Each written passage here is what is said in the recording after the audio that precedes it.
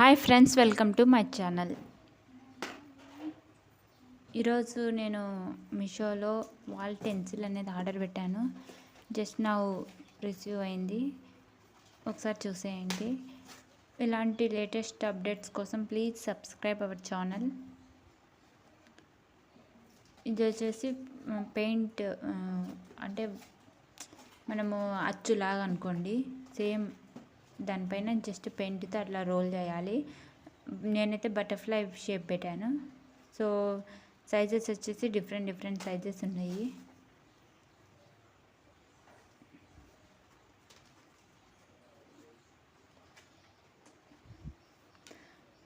Cost వచ్చేసి 300 something పడింది.